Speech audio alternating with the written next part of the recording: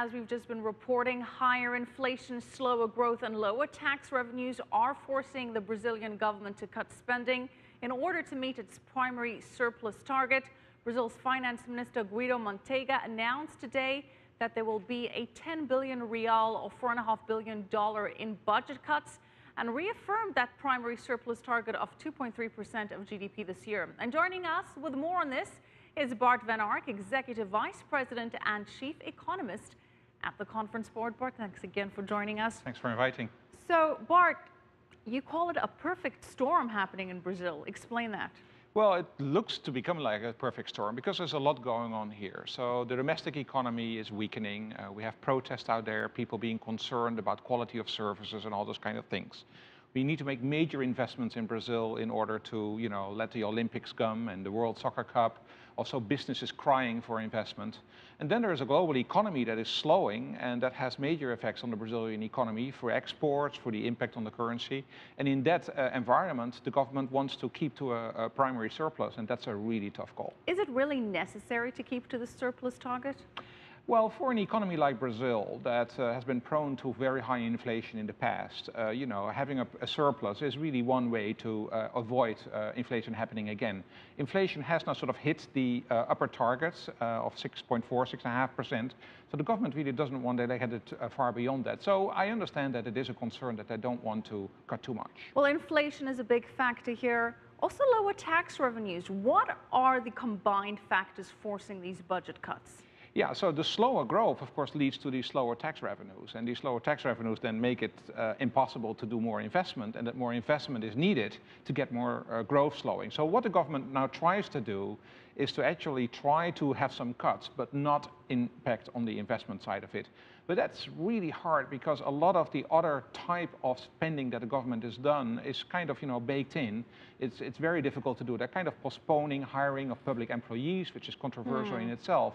So it's really difficult for them to keep to this target. So if the cuts are not targeted at investment prospects, and we do have $4.5 billion worth of cuts, which areas are going to be slashed? Yeah, so one area that is most controversial right now is indeed postponing of hiring of public employees. And the reason why that is controversial is that a lot of the protests that we have seen in the past couple of weeks are exactly about the quality of public services. So that's, in that sense, are really in a difficult bind. Well, you mentioned the protests, and very recently Brazil has been dealing with mass protests across the country.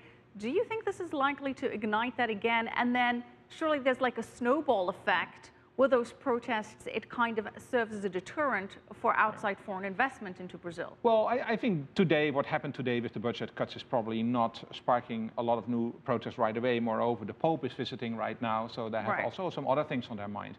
But I think the more important thing is how will growth develop over the next couple of months? I mean, the Conference Board, together with the Fundacao, Julia Vargas, released a new index, a new leading economic index last week, where we show that, the economy is very likely to continue to slow.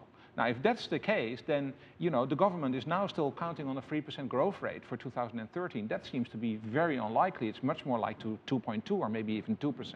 So you don't think that their current projected growth rate is realistic? The 3% growth rate that the government adjusted it today from 3.5% GDP growth to 3%.